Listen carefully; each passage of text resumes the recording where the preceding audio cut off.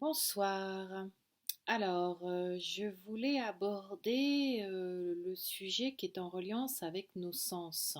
Je l'ai évoqué un petit peu déjà dans un audio précédent, celui qui parle de la canalisation, de le fait d'être un traducteur-interprète de l'invisible vers le visible et vice-versa. Pourquoi est-ce que je voudrais parler de nos sens? Je voudrais parler de nos sens parce que c'est quelque chose, je pense, qui n'a pas été compris. Ou tout au moins qui n'est pas pris suffisamment au sérieux. Il n'y a pas suffisamment d'importance qui est donnée au sens. L'être humain a été doté de sens. Qu'est-ce qu'on entend dans le mot sens, en fait? Le mot sens, c'est ce qui va donner du sens à ma vie. C'est la direction dans laquelle je marche ma vie. Hein. Et donc, j'ai été dotée de sens qui vont me permettre de mieux emprunter mon chemin. Si je regarde bien, finalement, euh, tous les sens que j'ai sont en reliance avec des ouvertures dans le corps. Par exemple, je prends l'odorat, le sens de l'odorat, parce que pour moi c'est le premier, le plus important, c'est celui qui commence. Hein. L'odorat, le sens de l'odorat siège au niveau de notre chakra racine, au niveau de notre base en fait. Pourquoi? Mais tout simplement parce que tout va commencer avec l'odeur. Nous avons une part animale. Hein, je nous rappelle tout simplement que le règne humain est arrivé après le règne animal, qui lui-même est arrivé après le règne végétal, qui lui-même est arrivé après le règne minéral. Donc, nous avons une part de tous ces règnes à l'intérieur de nous et nous avons une part animale. La part animale, avec notre sens, hein, notre sens euh, olfactif, va nous permettre de savoir si l'endroit dans lequel nous sommes est un endroit qui est sain ou malsain. Par exemple, j'arrive dans un endroit, ça sent mauvais, ça sent les égouts, mais je vais le ressentir. Je me retrouve dans un espace où je croise quelqu'un qui s'est absolument aspergé de parfum. Il sent tellement fort le parfum, je pense qu'il ne s'en rend même pas compte, hein, en fait. Ça veut dire, pour moi, c'est quelqu'un qui a perdu l'odorat. Hein. Et c'est, pourquoi met-il autant de parfum? Parce qu'il cache quelque chose. C'est inconscient, hein, mais il y a, je veux cacher une odeur, en fait, quelque chose qui sent pas bon. Ce quelque chose qui sent pas bon, faut aller regarder toutes les subtilités du langage français. Hein. Oh là là, je le sens pas trop là, le projet là, ou la personne là, je la sens pas tellement en fait. Hein. Ben, ça parle de ça en fait, ça parle du mot sentir. Hein. Donc, je vous rappelle que les animaux, ils vont marquer leur territoire parce qu'ils vont d'abord renifler le territoire. Ils vont sentir, est-ce qu'il y a quelqu'un qui est passé par là? Si oui, je vais le sentir par rapport à l'urine de la personne, enfin, de l'animal qui a déposé son urine, et je vais déposer la mienne, comme ça, on va me sentir. D'accord? Donc, l'être humain a évolué. Hein, et il ne va pas uriner là où il y a quelqu'un d'autre qui est passé, mais d'une autre manière, on va marquer notre territoire. Le parfum, hein, dans l'industrie du parfum, elle a très bien compris cela, l'industrie du parfum. Quand on regarde le nom des parfums qui sont utilisés, quand on voit les essences qui sont utilisées également à l'intérieur, c'est terrible. Moi, j'ai beaucoup porté de parfums avant, notamment des parfums qui étaient très poivrés dans ma vie d'avant où j'avais un yang très affirmé. Euh, Aujourd'hui, je suis incapable de porter du parfum. Ça fait très longtemps que j'ai arrêté de porter du parfum. Et non seulement j'en porte plus, mais j'ai un nez, j'ai un odorat qui s'est complètement démultiplié depuis que j'ai changé de vie. Et je peux vous dire que quand j'arrive dans un endroit où quelqu'un s'est trop parfumé ou quelqu'un passe à côté de moi, c'est juste pas possible. Hein. Il m'est déjà arrivé dans des séances euh, en individuel d'avoir un patient ou une patiente qui viennent et qui s'était aspergé de parfum. Euh, je, Ça peut aller jusqu'à me mettre mal à l'aise, limite le malaise, ouais, un malaise, une sorte de nausée, tellement je suis agressée par cette odeur. Voilà. Donc le sens de l'olfactif, en fait, c'est un sens qui est super important. Si je regarde justement la société dans laquelle nous sommes, qui vient ajouter des parfums chimiques, des parfums synthétiques à tout ce qu'on utilise, que ce soit les produits cosmétiques, que ce soit les produits d'entretien, que ce soit la nourriture, etc., etc. Mais on perd notre sens olfactif. Nous perdons un sens qui pour moi est vital et super important et qui est en reliance avec la survie, hein, parce que c'est un sens qui va me dire attention, là c'est dangereux, ou attention, là c'est ok en fait. Hein. Et quand on regarde ce qui est utilisé, beaucoup dans l'essence, et notamment dans la nourriture ou dans les endroits dans lesquels vous arrivez, etc., des magasins qui veulent vous faire acheter, tout ça c'est beaucoup utilisé aujourd'hui. Hein. On va se retrouver face à des odeurs qui peuvent être très sucrées, très fruitées. Si je veux attirer du masculin ou être en reliance avec l'énergie masculine, on va mettre quelque chose de très poivré, en même temps un peu de citron. Enfin, ce sont les nez qui utilisent ça. Hein. Donc voilà, donc l'olfactif pour moi c'est un sens qui est très important parce que c'est un sens qui va me permettre de marquer mon territoire, qui va me permettre de prendre ma place. Donc si je ne suis plus en reliance avec mon odorat, je vais avoir un problème. Si je passe mon temps à porter des cosmétiques qui empêchent mon odorat de fonctionner correctement ou d'être dans un endroit où il y a des odeurs qui m'empêchent de fonctionner correctement, eh bien je vais avoir un problème. Voilà. Donc l'odorat, un sens très important pour moi, c'est le sens fondateur. Hein. Si je devais comparer nos sens par rapport à une construction, ce sont les fondations de la maison, le sens olfactif. Alors ensuite, je pourrais parler d'un autre du sens qui vient pour moi juste après, qui siège au niveau de notre chakra sacré, le hara. Et ce sens, c'est le goût. Et avant toute chose, c'est le goût de vivre. Hein. Une fois que j'ai marqué mon territoire, je descends sur la terre. Je vais descendre d'abord dans cette terre, dans ce corps. Et pour mon âme ou mon esprit qui descend dans le corps, si j'arrive dans un corps qui est sale, hein, un corps qui est sale, c'est quoi? C'est pas uniquement sale à l'extérieur. Quand j'arrive dans un ADN où il y a du déni, où il y a des secrets, et c'est le cas de tous les ADN, hein, où il y a des tabous, où il y a beaucoup de choses qui se sont passées, qui ne sont pas dites, qui sont basculées dans des oubliettes. Hein, ben, tout ça sont des ordures émotionnelles, mentales, qui vont se cristalliser dans la partie physique.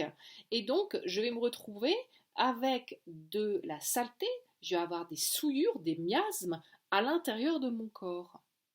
Ces miasmes finissent par se cristalliser et ça engendre des maladies. Donc, euh, c'est pour ça que l'odorat est très important, hein, parce que je peux avoir des odeurs, par exemple, si j'ai un corps et que j'ai une sudation et que je sue beaucoup et que cette sudation, elle pue en fait, elle sent fort. Ben pourquoi? Ben ça parle de ce qui est à l'intérieur de moi. Et qu'il serait temps que je me nettoie, que je me libère. Hein. Une sudation qui sent fort, c'est une sudation qui est acide. Quand j'ai une hyperacidité à l'intérieur de moi, c'est parce que je me nourris mal, parce que je ne prends pas soin de moi, parce que j'ai une difficulté émotionnelle, parce que j'ai beaucoup de stress, etc. Donc il va falloir que je m'interroge de qu'est-ce que mon corps me dit, hein, c'est qu'est-ce que mon corps me dit et qu'est-ce que ma bouche tait et qu'est-ce que mon corps essaye de me raconter. Voilà. Donc si je reviens au sens, le goût, eh bien, une fois que je prends ma place et que je m'installe dans ce vaisseau, là, dans ce vaisseau-corps, dans cette garde-robe de tissu que j'ai à l'intérieur de moi, eh bien, je vais aller chercher le goût de vivre. Le goût de vivre, c'est comme si je me suis assise dans ma voiture et je vais mettre le contact. C'est ça le goût de vivre, en fait. Tant que j'ai pas mis le contact, je ne peux pas me mettre en mouvement. Qu'est-ce qui va me donner le goût de vivre? Eh bien, c'est le fait de savourer chaque instant que je vais vivre. Alors j'en ai déjà parlé dans un autre audio. Savourer chaque instant, c'est vivre chaque instant en conscience. Hein. C'est le pouvoir du moment présent dont parle Eckhart Tolle. Hein. C'est si je vis chaque instant de ma vie en conscience et que j'en fais un rituel, alors je vais vivre cet instant avec tout mon être. Le goût de vivre, il vient aussi d'une autre énergie qui s'appelle la joie de vivre. C'est mon enfant intérieur qui me donne envie de vivre, qui me donne cette joie de vivre, qui me donne cet élan de vivre. Donc le goût est quelque chose d'essentiel. Là encore, nous faisons partie d'une société qui a inventé des colorants, qui a inventé des saveurs qui sont synthétiques et qui sont chimiques et qui sont tellement pleines de sucre notamment qu'elles ont complètement floué notre sens du goût. Hein, et beaucoup de personnes aujourd'hui, beaucoup d'enfants, beaucoup de jeunes ne savent plus ce que c'est que le goût d'une vraie carotte.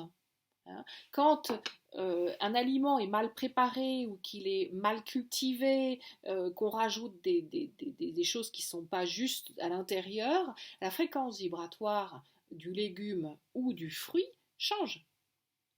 Plus je vais rajouter des choses qui sont chimiques dans une alimentation, plus mon alimentation va avoir une saveur qui est une saveur fabriquée et qui n'est plus une saveur authentique. Plus je me rapproche d'une cuisson qui est simple, hein, je prends un légume, je le cuis à la vapeur, un bon légume, je peux vous dire que là vous avez toute la saveur du légume. Et il n'y a pas besoin d'aller rajouter 40 milliards de trucs dedans. Tout ce qu'on rajoute, là, les 40 milliards de trucs qu'on rajoute dans les légumes, pourquoi ça a été conçu ça? Parce que les légumes qui sont le produit des agricultures intensives n'ont plus de goût. Ils ont perdu leur saveur, tout simplement. Hein. Donc, la saveur est importante. Ça veut dire aussi qu'ils n'ont plus cette énergie de vie à l'intérieur. Donc, en plus, ils ne sont pas nourriciers pour nous. Hein. Parce que quand nous nous nourrissons, nous allons chercher l'énergie du prana à l'intérieur du légume ou du fruit. Alors, si celui-ci n'a plus cela, ben ça ne sert à rien ce que nous mangeons en fait finalement. Donc, le sens du goût, c'est un sens qui est pour moi fondamental, qui est essentiel, puisque c'est ce qui va me donner l'élan de vivre, l'élan d'y aller. Hein, c'est aussi d'aller découvrir, parce qu'il y a un nombre de saveurs sur la Terre qui sont absolument extraordinaires, et de pouvoir aller découvrir en conscience chacune de ces saveurs, c'est amener de la joie, amener une richesse, une diversité dans ce que je vais rencontrer dans mon élan de vie et dans mon goût de vivre. Ça parle aussi de ce goût de vivre va me donner envie d'aller rencontrer l'autre, hein, d'aller faire l'expérience de ce qui est autour de moi. D'abord en moi, bien évidemment, hein, mais aussi autour de moi. Parce que là encore, il y a des personnes qui ont mauvaise haleine. Hein. D'où ça vient, la mauvaise haleine? Ben, la mauvaise haleine, ça vient d'une hyperacidité du ventre. Cette hyperacidité du ventre, elle est due à quoi? À une mauvaise alimentation. Elle est due à un stress qui est présent. Hein, et donc, du coup, ben, il va falloir que je rétablisse ça. On est tous, pour moi, on est tous uniques. Hein, il n'y a pas un régime pour une personne ou pour une autre personne. Je pense que chacun de nous avons besoin de trouver de quoi mon arbre, de quoi mon ADN, là, ici et maintenant, a besoin.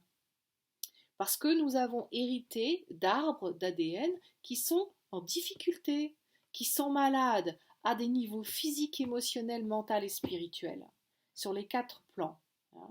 Vous irez voir sur mon blog, j'ai un blog, un www.thérapeute-âme-corps.com. J'ai un article qui parle de ça, ou j'ai un article qui parle des 4 corps. Eh bien, c'est important de comprendre euh, que nous avons besoin de prendre soin de nous. Si je ne prends pas soin de moi, je vais le ressentir et mon corps va l'exprimer. Quand j'ai une mauvaise haleine, c'est parce que mon ventre est en difficulté. Et donc, il y a des gaz, en fait, qui s'expriment, soit qui remontent par la bouche, donc c'est aussi rôter, ou qui s'expriment par le fait d'avoir des gaz, mais de toutes les façons, cette énergie, elle remonte, l'acidité, elle remonte, et elle va s'exprimer dans la bouche. Et non seulement ça me donne une mauvaise haleine, mais ça va venir attaquer mes dents. Ça va venir travailler sur mes gencives et ça vient abîmer ma bouche. Voilà. Donc, le sens du goût, c'est un sens pour moi aussi qui est essentiel. Alors, le sens qui, pour moi, vient après cela, c'est la vue. Alors, le siège de la vue, c'est dans notre chakra solaire. Alors, si on prend l'évolution de ce qui se passe pour un bébé, on sait tous que le bébé, au départ, il reconnaît sa mère par l'odorat. Et qu'au début, juste après sa naissance, il ne voit pas de manière nette la maman ou les personnes qui sont autour de lui. Au départ, il voit une forme, mais il ne voit pas précisément. Et la vue, elle va venir, elle va tout doucement, elle va s'affiner et il va finir par voir la forme exacte de cette femme ou de cet homme, le papa, qui sont là et qui s'occupent de lui. Donc, la vue, pour moi, est un sens qui est très important parce qu'on va justement aussi aller découvrir à travers la vue les formes, on va découvrir les couleurs et il faut savoir que derrière chaque forme, il y a une fréquence vibratoire, derrière chaque couleur, il y a une fréquence vibratoire, que toutes ces fréquences vibratoires sont des langages et donc la vue va permettre à l'être que nous sommes, dans son aventure de vie, de pouvoir avoir un référentiel, de pouvoir se créer un référentiel de vocabulaire et de codes qui vont nous permettre de pouvoir avancer dans notre vie, de pouvoir se faire comprendre et être compris. Donc la vue est quelque chose d'important. Cette vue, elle me permet aussi de reconnaître, de pouvoir appréhender un espace, un paysage, une personne, et de pouvoir reconnaître cette personne. Ensuite, je vais être en reliance avec le sens qui s'appelle, donc, dont j'ai déjà parlé, qui est la kinesthésie, qui est l'hypersensibilité. Ce sens a mal pour moi, est mal défini et a pas du tout été compris, euh, puisque il est en reliance avec, il est d'abord intangible, parce que on a réduit, enfin la science a appelé ce sens le toucher, mais c'est pas le toucher le sens en fait. Le toucher c'est la partie tangible du sens.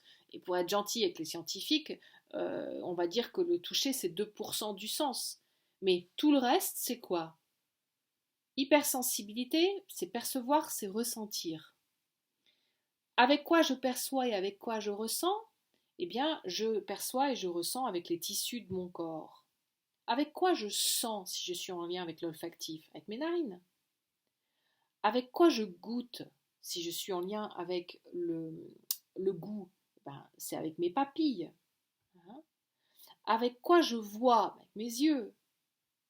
Et quand je perçois et quand je ressens, ça se passe avec quoi? Avec tous les tissus de mon corps. Les tissus que je vois à l'extérieur, c'est-à-dire ma peau, hein, et puis toutes les couches différentes.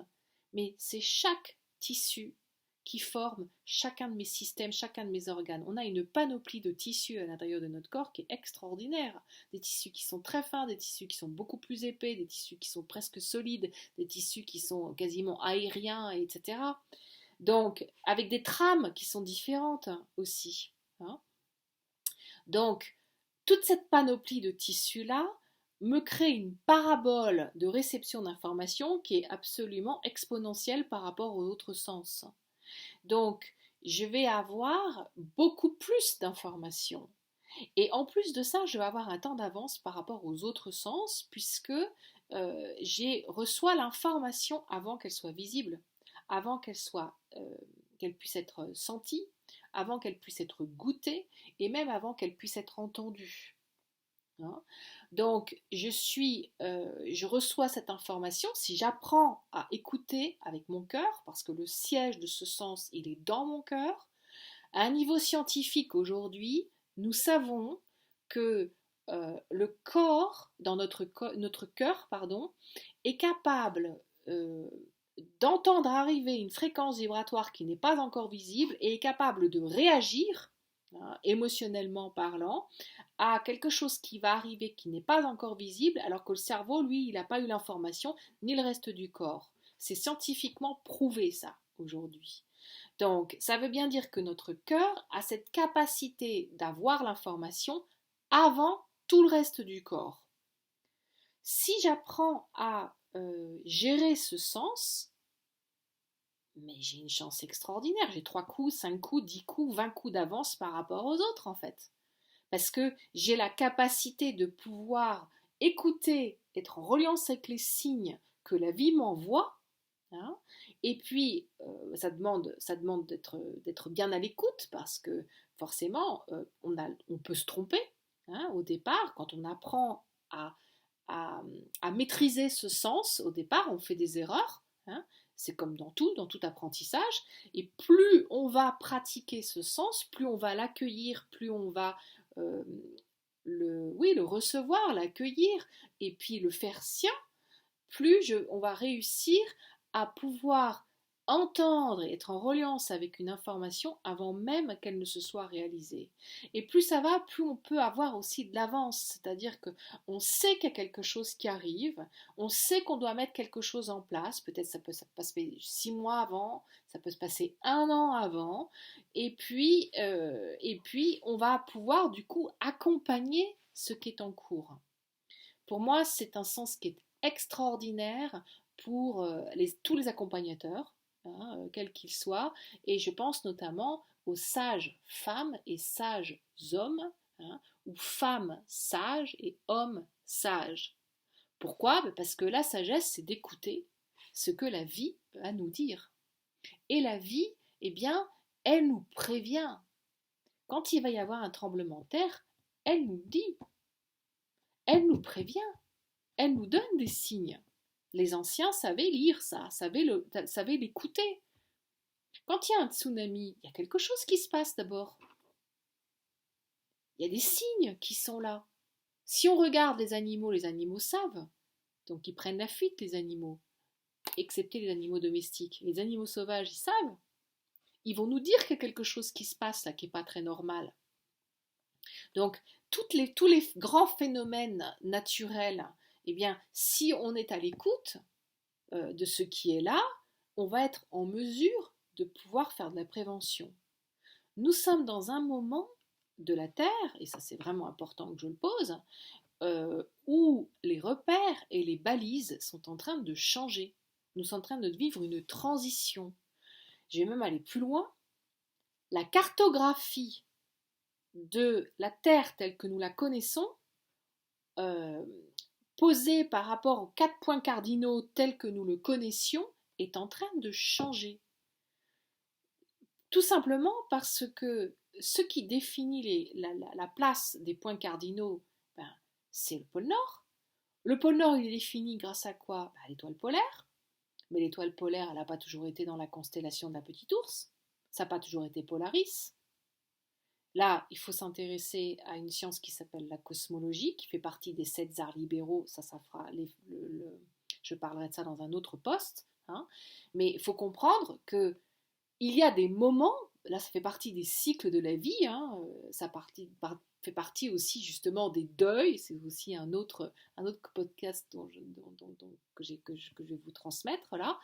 Euh, mais c'est un moment où il y a un changement, où il y a une transition, et quand il y a une transition, il y a une transition de cartographie de la Terre. On va changer nos repères, on va changer nos balises.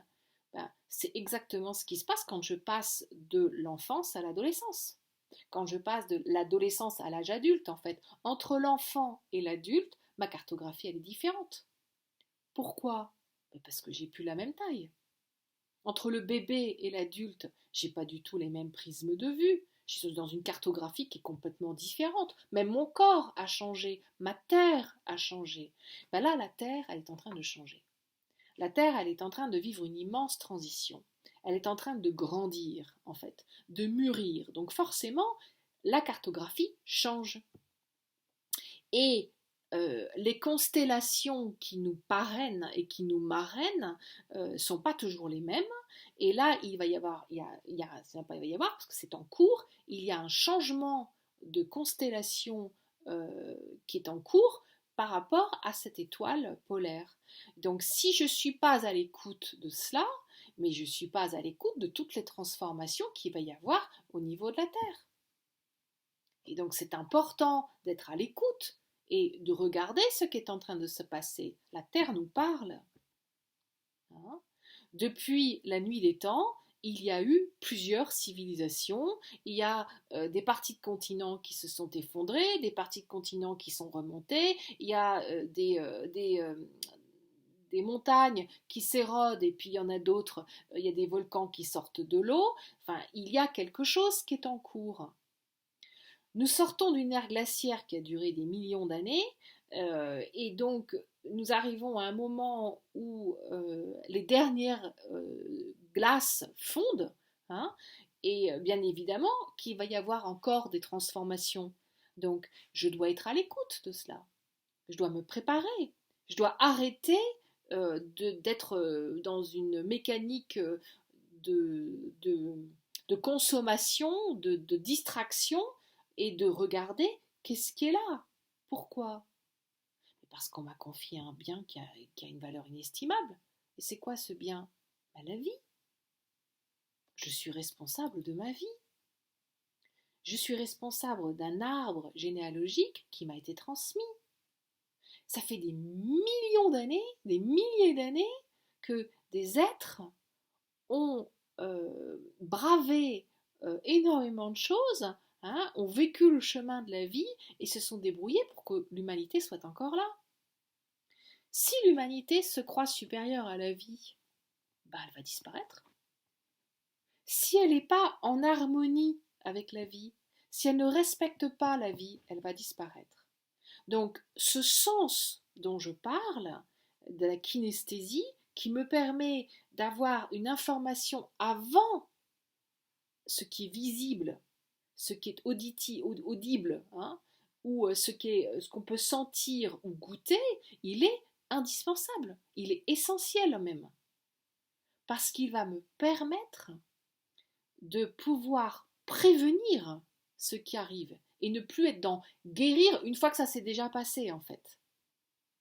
On me demande de faire de la prévention. Ça coûte moins cher la prévention que la guérison. Donc, si je prends l'habitude déjà de prendre soin de moi, d'écouter les signes, hein, et là je sais vraiment de quoi je parle parce que j'ai 2 burn-out à mon actif, je suis une hyper accidentée de la vie, hein, donc pendant des années, j'ai absolument pas écouté le rythme que mon corps pouvait suivre. Je lui ai imposé un rythme qui était le rythme qui m'était imposé à un niveau familial et à un niveau sociétal. La résultante, c'est quoi? C'est que j'ai failli mourir. et que j'ai pris le temps, hein, ça m'a pris 7 ans pour remonter la pente, pour me reconstruire, hein, parce que j'ai vraiment cru, après mon deuxième burn-out, que je ne pourrais plus jamais retrouver l'énergie vitale que j'avais avant. Et quand je demandais au médecin et c'est quoi la solution que vous m'apportez, on n'a pas de solution pour vous. Ce qu'on peut vous donner, c'est de la dépression, donc anxiolytiques, antidépresseurs, somnifères, etc. Alors, moi, je ne suis pas d'accord avec ça. Il est hors de question que je vive comme une droguée à longueur de journée. Donc, bah, j'ai cherché. Et j'ai cherché, et à force de chercher, bah, j'ai trouvé. Et je me suis transformée en une alchimiste et voilà, et j'ai trouvé ce que je voulais. Et notamment grâce à comprendre qui je suis, à comprendre l'importance de ce sens. Et encore une fois, c'est le chamanisme qui m'a permis de comprendre cela. Donc merci, merci du fond du cœur à toutes celles et ceux qui transmettent euh, ce, cet enseignement, en fait. Hein. C'est des enseignements qui sont d'une simplicité et d'un bon sens absolument incroyable. Si je prends moi le chemin que j'ai appris sur la tradition Ojibwe, hein, sur la roue de la médecine, c'est d'une immense simplicité, mais c'est tellement juste et c'est tellement plein de bon sens. Voilà. Et nous sommes des sociétés qui manquent de bon sens, justement, parce qu'on a perdu les sens. Alors, une fois qu'on est en reliance avec ce sens de la kinesthésie, eh bien, on va pouvoir aller rencontrer le sens auditif. Où est le siège du sens auditif? Dans le cou, dans le chakra de la gorge, en fait. Parce que le chakra de la gorge, c'est le chakra qui gère toute la communication à l'intérieur de notre corps. La communication, elle ne peut fonctionner que si j'ai une écoute. Si je suis sourd, je ne sais pas parler, ou c'est compliqué. Hein. Il suffit de regarder les malentendants. Un malentendant, il a du mal à parler. Pourquoi? Parce qu'il ne s'entend pas parler. Hein. Donc, c'est important de comprendre que mon audition, elle est gérée là, au niveau de ma gorge.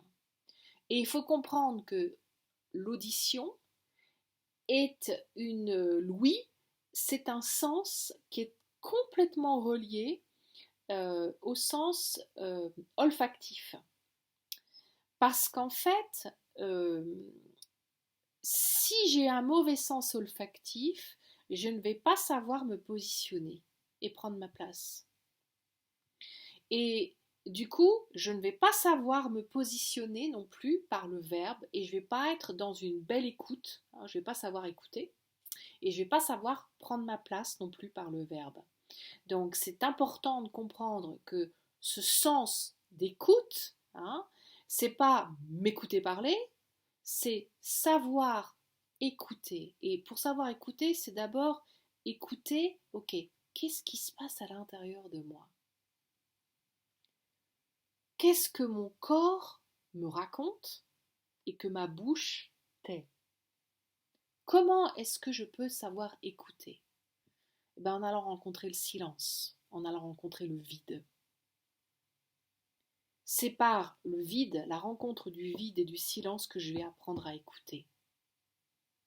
Nous sommes dans une société qui ne supporte pas le silence, qui ne supporte pas le vide, qui comble chaque espace de silence ou du vide par des musiques, par des bruits, par des sons. Elle ne supporte pas ça. Mais pour autant, pourquoi? Parce que quand je me retrouve face au silence et au vide, je vais entendre mon corps hurler ce que ma bouche tait.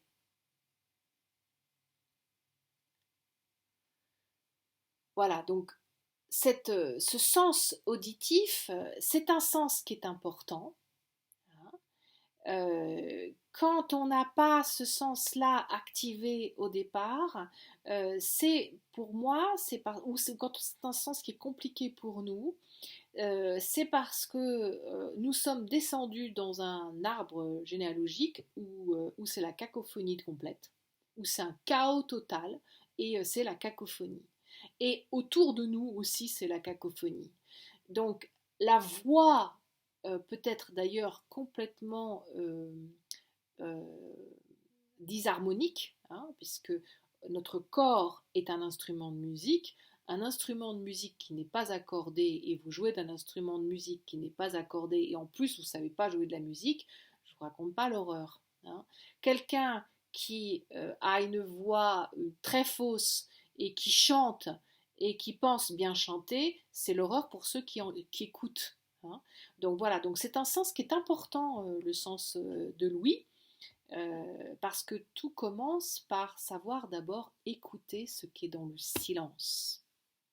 Si j'apprends à écouter ce qui est dans le silence à l'intérieur de moi, je vais pouvoir plus facilement écouter ce qui est autour de moi.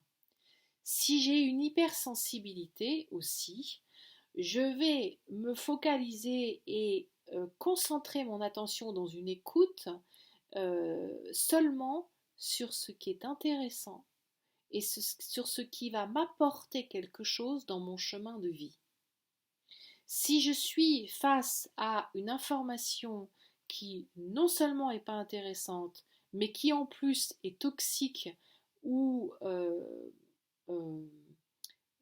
comment dirais-je, chimique, synthétique, hein, eh bien je vais passer mon chemin.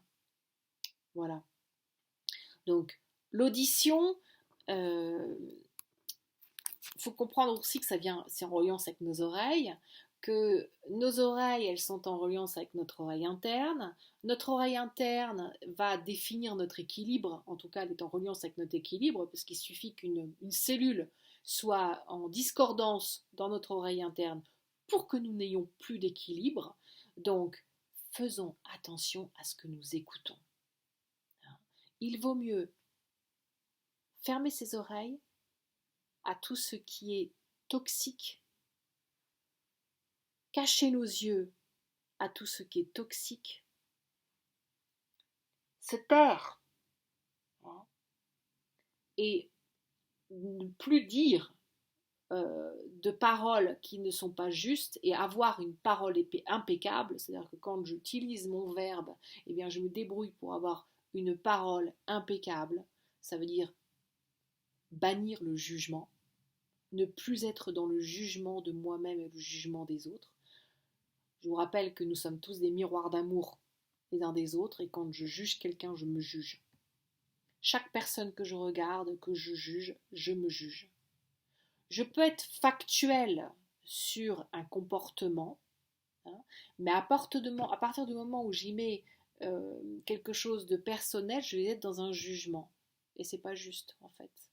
Donc, voilà. Donc, tous ces sens qui nous ont été donnés sont des sens qui sont là pour nous aider à y voir plus clair, pour avoir une clairvoyance, en fait. Si je comprends l'importance de tous ces sens, je vais pouvoir aller rencontrer ma clairvoyance. Elle est où ma clairvoyance? Elle est là. Troisième œil. Ma clairvoyance, qu'est-ce qu'elle va me permettre de faire? Eh bien, elle va me permettre d'amener de la clarté dans ce que je sens, dans ce que je goûte, dans ce que je vois, dans ce que j'entends, dans ce que je perçois et dans ce que je ressens. Cette clarté, ça veut dire quoi? Elle va mettre de la lumière. Et plus je vais avoir une clairvoyance, sentience, audience, etc., mais plus je vais pouvoir y voir clair, plus il va être facile pour moi d'aller dans le bon sens, hein, de prendre un chemin dans le bon sens et de ne pas être à contresens. Voilà.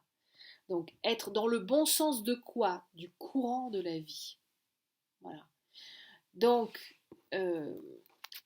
faisons confiance aussi aux nouvelles générations qui arrivent, hein, parce que toutes les nouvelles générations qui arrivent vont être beaucoup plus exigeantes que nous l'avons été nous, dans le fait de pouvoir...